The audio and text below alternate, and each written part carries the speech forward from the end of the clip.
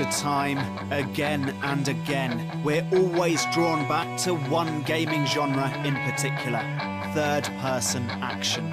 Sure, it's a very popular genre, but why, these days especially, does it work so well? Why does it feel like every great game that comes out literally follows someone else about? Why do we love third-person action games? On the one hand, it's a genre that's relatively young.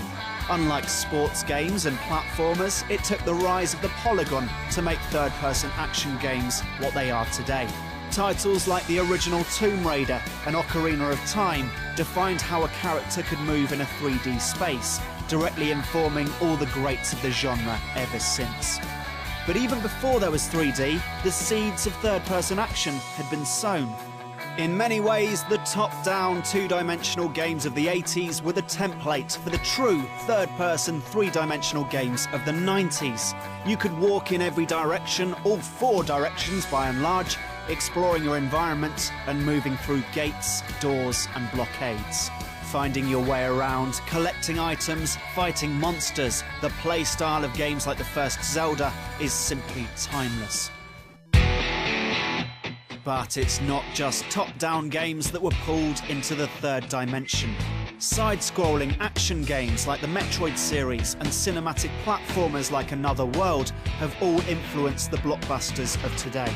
Particular to Another World is its sense of style, and although its particular visual composition is something only a fixed perspective could create, style and stylishness is a big part of the genre now. Character design, level design, in everything from Assassin's Creed to Mass Effect, the two exist as one coherent image at all times. You have to admit, games like these ones are wonderful to look at. And when you dig a little deeper, having a character always in view is effective for a number of other reasons. First, it gives you an awareness of your surroundings in a way that's very natural, but that can't be done from a first-person view. Although we see our own lives in this way, our other senses, as well as an independently moving eyes and head combo, means we don't just pivot and pan around as we do in first-person games. Third person is more immersive for this reason, enabling us to understand our physical context to a greater extent, find our way around, move over obstacles, and spot hidden secrets. Second, and even more importantly, is the emotional connection a third-person view creates. In some of the best modern examples, you can simply see when your character is injured, tired, scared, or determined. Body language, facial expressions, these are all vital for the #1 trick third-person views excel at: roleplay. Like a distorted mirror, you look at and identify with characters much better when you can see them.